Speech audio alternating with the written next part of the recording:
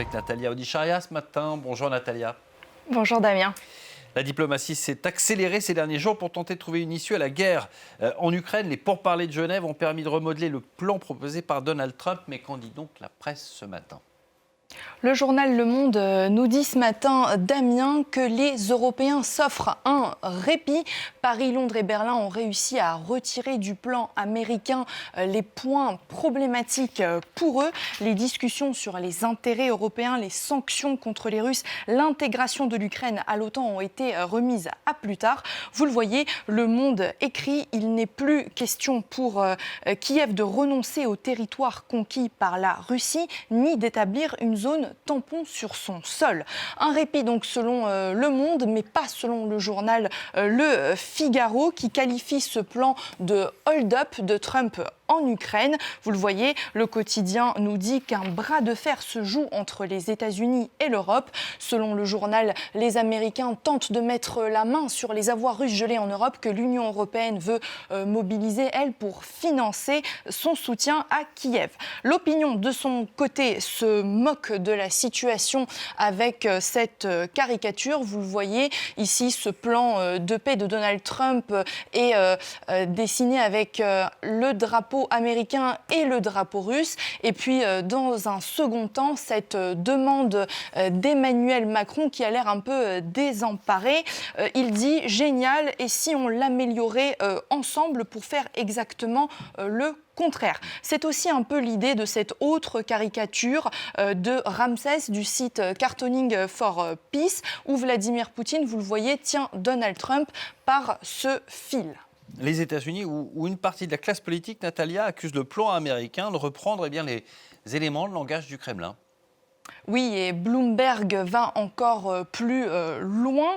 Il révèle cette conversation téléphonique datant de mi-octobre entre Steve Witkoff, qui est l'émissaire spécial de Donald Trump, et un conseiller de Vladimir Poutine. Witkoff aurait ainsi conseillé le Kremlin sur la manière d'introduire auprès du président américain un plan de règlement du conflit en Ukraine. Selon Bloomberg, Steve Witkoff a même suggéré un appel téléphonique entre Donald Trump et Vladimir Poutine, lors duquel le président russe féliciterait le président américain pour ce succès. Et puis pour clore ce chapitre sur l'Ukraine, je vous propose ce matin cette double page de Libération qui se moque aussi du plan en BD, vous le voyez. C'est assez drôle, une façon drôle de revenir sur ce plan, et je vous laisse le découvrir par vous-même. Ouais, c'est une vraie usine à gaz à l'image de ces propositions de paix. On va en France avec cette enquête du journal Le Monde. Les clients de mineurs sexuellement exploités sur le territoire sont très peu poursuivis. C'est ce que dit en effet cette enquête. Le journal raconte ce matin que ses clients sont en grande majorité ignorés, de temps à autre entendus et seulement très ponctuellement poursuivis. Le Monde représente, vous le voyez, ses clients sous les traits d'un loup avec des billets.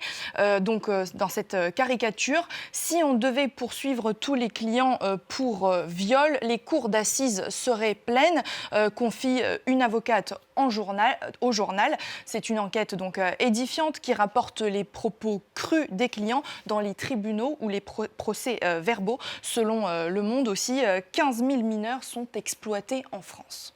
Allez, pour terminer, on change complètement de sujet. Vous allez nous parler d'une fraude inspirée en partie du film Mrs. Doubtfire. Exactement, c'est ce que nous raconte ce matin Corriere della Sera, un journal italien. Un homme s'est déguisé et se maquillé comme sa mère pour toucher sa retraite, donc à sa place. Est-ce que vous avez deviné c'était lequel je dirais qu'il est à des deux droite parce que la photo est plus récente. Donc ici, oui, c'est bien lui. Hein. Vous avez bien vu, bien deviné. Il s'est présenté comme ça à la mairie pour renouveler la carte d'identité de sa mère qui est décédée, dont il avait même caché le corps dans un appartement. Pour l'instant, on ne sait pas si c'est lui qui l'a tué ou pas. En tout cas, il a fait ça pour continuer à toucher sa pension, mais il a été rapidement démasqué par le fonctionnaire en charge du dossier et il a fini par tout avouer. C'est Mrs. Doubtfire mélangé un peu avec Psychose également. Merci.